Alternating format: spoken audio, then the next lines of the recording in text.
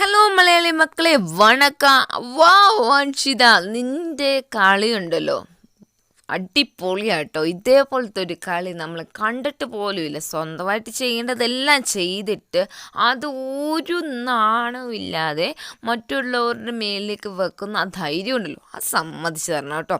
അതെല്ലാ ടാസ്കിലും ഇപ്പോൾ കുറച്ച് ടാസ്കുകളിലായിട്ട് എല്ലാ അൻഷിതയുടെ വീക്കിലെ ടാസ്കിൽ ഇത് ഭയങ്കര വീക്ക്നെസ് ആയ ഒരു ഐറ്റമാണ് കേട്ടോ.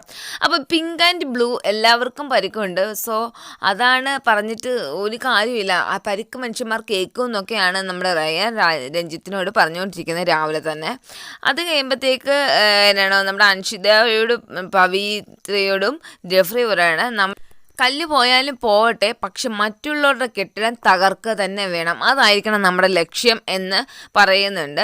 അപ്പോൾ ഉടനെ പവിത്ര ജാക്ലിനൊന്നും നമ്മളൊന്നും ചെയ്തിട്ടില്ല, പിന്നെ എന്തിനാ അവരുടെ പോയി തകർക്കുന്നത് നിൽക്കുമ്പോൾ ഏന്ന് പറയുന്നുണ്ട്. പിന്നെ ടാസ്ക് ലെറ്റർ വരികയാണ്. ടാസ്ക് ലെറ്റർ ഇനി അടുത്തതായിട്ട് ചേർത്തിരിക്കുന്നത് മുയൽ വരും. അത് ചിലപ്പം ആ കട്ട വന്ന വഴി വരാം, അല്ലെങ്കിൽ ആകാശത്തുനിന്ന് വരാം, വീട്ടിനകത്തുനിന്ന് വരാം, അങ്ങനെ എങ്ങനെ വേണമെങ്കിലും വരാം. മുയലിനെ കൂടുതൽ സമ്പാദിച്ച് ആ കൂട്ടിനകത്ത് വെച്ച്, അതായത് കെട്ടിടത്തിനകത്ത് വെച്ച് സൂക്ഷിച്ച് വെക്കുക എന്നുള്ളതാണ് ടാസ്ക്.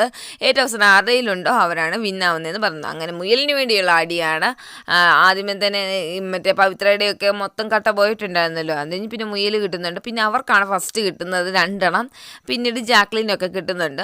അതിനു വേണ്ടിയുള്ള അടിയാണ് കേട്ടോ അവിടെ നടക്കുന്നത്. ജാക്കും അൻഷിതയും കൂടെ, അതായത് പവിത്രയുടെ കയ്യിലാണ്. പവിത്ര ഉടുപ്പിനകത്ത് അങ്ങ് വെച്ചിക്ക, ടാസ്ക്കാണ്.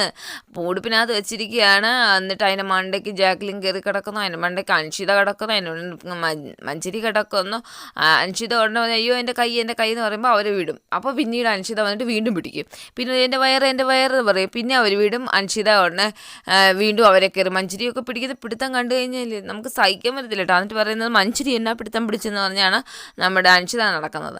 അത് കഴിയുമ്പോൾ ജാക്ലിൻ്റെ കാല് എൻ്റെ ഇടയ്ക്ക് പോയി, ജാക്ലിനുണ്ടായി കാലെന്ന് പറഞ്ഞിട്ട് അവൾ വിടുന്നേ ഇല്ല. അവൾ അങ്ങനെ തന്നെ പിടിച്ചുകൊണ്ടിരിക്കുകയാണ്. അപ്പോൾ ഞങ്ങളൊരു പ്രശ്നം വന്നപ്പോൾ വേദന എടുക്കുക തോന്നിയപ്പോൾ വിട്ടു. പക്ഷേ അവളാണെങ്കിൽ വിടുന്നേ ഇല്ല. ഇതെന്ത് ഗെയിം അതൊക്കെ പറഞ്ഞ് ജാക്ലിനോ അൻഷിതയൊക്കെ ഇതിൻ്റെ ഇടയ്ക്ക് വഴക്കുണ്ടാവുന്നുണ്ട്.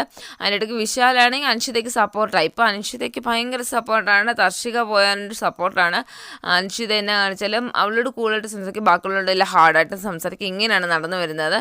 അത് കഴിയുമ്പോഴത്തേക്ക് ഇങ്ങനെ ഏറ്റവും അവസാനം കുറേ നേരത്തെ പ്രയത്നം ഒന്നാമത്തെ സെക്ഷൻ. അപ്പോൾ അവർ ചോദിക്കും നിങ്ങളെന്നെ കൂട്ടായിട്ട് ഞങ്ങളെ ആക്രമിക്കുന്നത് അങ്ങനെ എങ്ങനെയെന്നൊക്കെ ചോദിക്കുമ്പോൾ, ഇന്നലെ ആണെങ്കിൽ മറ്റേ സൗന്ദര്യ ഗ്രൂപ്പും ഇവരുടെ ഗ്രൂപ്പും കൂടെ ചേർന്നാണ് നമ്മുടെ മഞ്ജരിയുടെ ഗ്രൂപ്പിനെ തകർത്തത്, ഫുള്ളും ഇല്ലാതാക്കിയത്. അത് നമുക്ക് എല്ലാവർക്കും മനസ്സിലായി. ഇപ്പോൾ അവർ അത് തിരിച്ച് ചെയ്തപ്പോൾ ഇവർക്ക് ഭയങ്കരമായിട്ട് വേദനിക്കുന്നു. സത്യം മനസ്സിൽ സാർ ഇതൊക്കെ ചോദിക്കണം. അൻഷിത ചുമ്മാ കുളവാക്കുക. എന്നിട്ട് പിന്നെ ഡ്രസ്സും ഇതൊക്കെ എടുത്ത് എറിഞ്ഞിട്ട് അൻഷിത പോവും, പിന്നെയും വരും.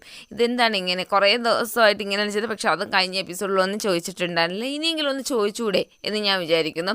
അത് കഴിയുമ്പോൾ ഏറ്റവും അവസാനം മുയൽ ഏറ്റവും കൂടുതലുള്ളത് നമ്മുടെ ജാക്കിളും രഞ്ജിത്തും റയാനും കൂടെ ഉള്ള ഗ്രൂപ്പിനാണ്. അവരാണ് വിന്നായിരിക്കുന്നത് കേട്ടോ.